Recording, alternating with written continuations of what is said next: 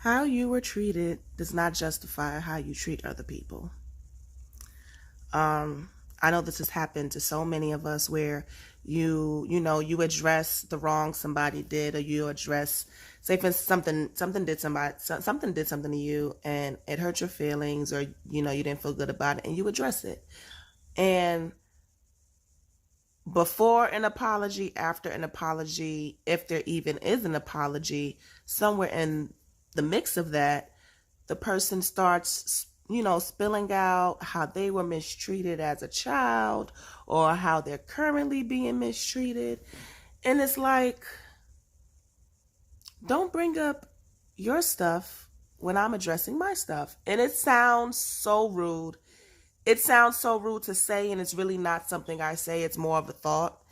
But when I see people functioning like that, it's like you're trying to justify your stuff. And people, whether they're doing it knowingly or unknowingly, the bottom line is you're defending yourself. You're defending your actions. You're defending,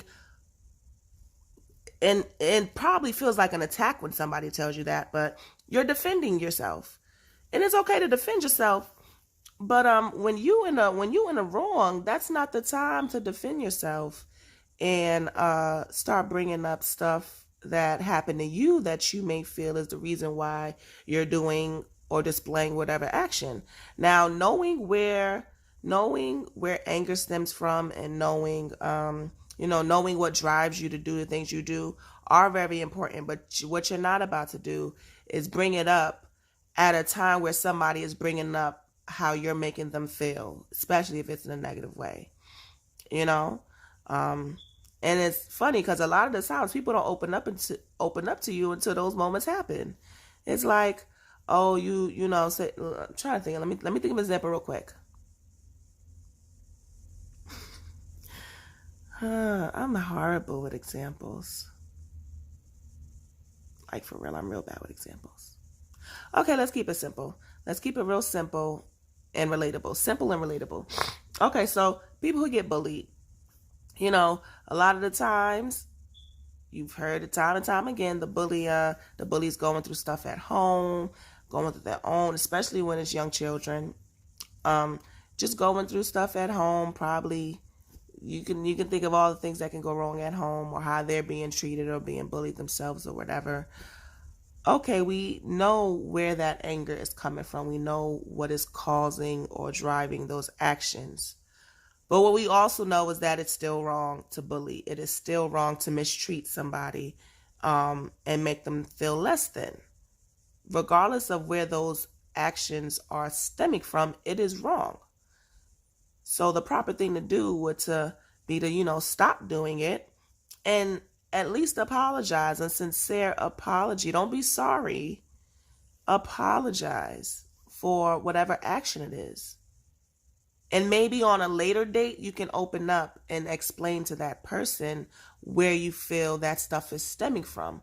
Because to bring it up while somebody else is bringing up, not their pain, but it's just like, I feel like it turns into a boxing match every single time. Because now you guys are just dumping and loading, but it's not in a negative way.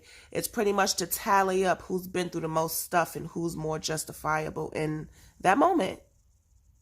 If I'm bugging, tell me I'm bugging. But it happens too many times with friends, family, relationships. Like, it happens with everybody. Everybody.